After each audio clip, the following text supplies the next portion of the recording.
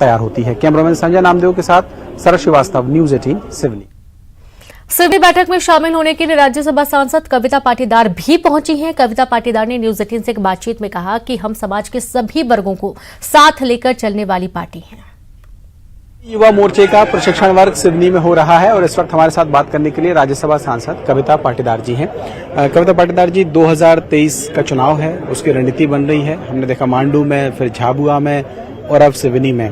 ये जो ट्राइबल के क्षेत्र हैं, कोई खास वजह है इन जगहों पर प्रशिक्षण वर्ग आयोजित होने का? देखिए, प्रशिक्षण भारतीय जनता पार्टी के संस्कार और परंपरा रही है। हम लोग पार्टी के प्रशिक्षण के साथ ही मोर्चा के प्रशिक्षण शुरू से हम करते आ रहे हैं। ये हमारी प्रक्रिया का ही एक हिस्सा है।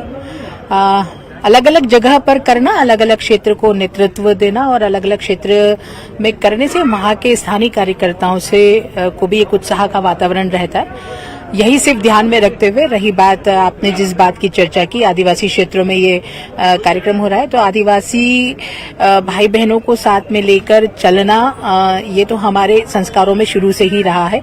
वो हमारे परिवार का एक हिस्सा है और उनके साथ में मिलकर राष्ट्र निर्माण के लिए हम आगे कदम बढ़ाएंगे, ये तो हमारी सोच भी है और हमारा स्वभाव भी है। भाजपा इस परिपाटी से शुरू से चलती आ रही, कांग्रेस तो अब बोल रही है।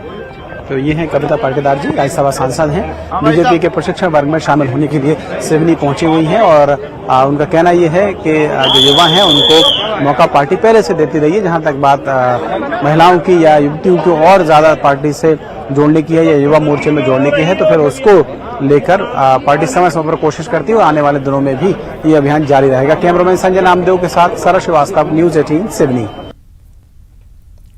गुना जिला अस्पताल में गैंगरेप पीड़िता के परिजनों से ज्योतिरादित्य सिंधिया मिलने पहुंचे। यहां पीड़िता के पिता से एक बंद कमरे में उन्होंने मुलाकात की। इस दौरान उन्होंने कहा कि मामला बेहद दुर्भाग्यपूर्ण है, मेरे पास शब्द नहीं है कहने के लिए। हम जो भी परिवार की मदद के लिए कर सकते हैं करेंगे। पीड़ित नाबालिग बच्ची की काउंसलिंग के लिए विशेषज्ञ देख रहे हैं और इस दौरान उनके साथ पंचायत मंत्री महेंद्र सिंह सिसोदिया, ऊर्जा मंत्री प्रद्युम्न सिंह तोमर, जल संसाधन विभाग मंत्री तुलसी सिलावट भी मौजूद रहे।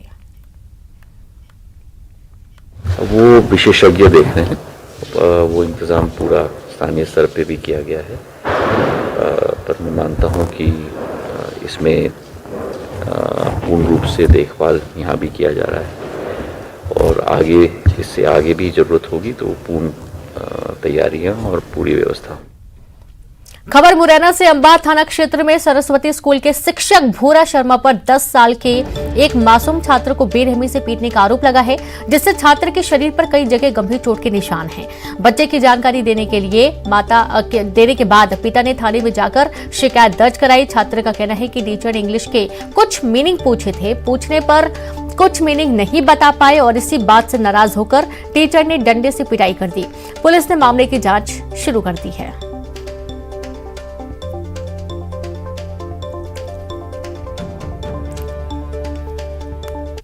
किसने मारा आपको? भूरीलाल सर ने। आप उन पे पढ़ते हैं? हाँ। किस बात पे मारा? एक अचन्नी आ रहा था। एक अचन्नी आ रहा था। अच्छा, किससे मारा था ये? डंडे से। अपनी बहन के लिए छत्तीसगढ़ सरकार के मंत्री टीएस सिंहदेव ने हिमाचल प्रदेश में डांस कर वोट मांगा। जी हां, डलहौजी विधानसभा सीट से आशा कुमारी सिंहदेव 7वीं बार चुनावी मैदान में हैं। अपनी बहन के चुनाव प्रचार के लिए अंबिकापुर विधायक और छत्तीसगढ़ के स्वास्थ्य मंत्री टीएस सिंहदेव हिमाचल प्रदेश के डलहौजी विधानसभा क्षेत्र पहुंचे। अपनी बहन आशा देवी के लिए प्रचार के दौरान छत्तीसगढ़ के स्वास्थ्य मंत्री टीएस सिंहदेव स्थानीय कलाकारों के साथ थिरकते नजर आए। छत्तीसगढ़ में साधारण कुर्ता पजामा पहनने वाले स्वास्थ्य मंत्री टीएस सिंहदेव वहां नीली जींस पहने हुए नजर आ रहे हैं।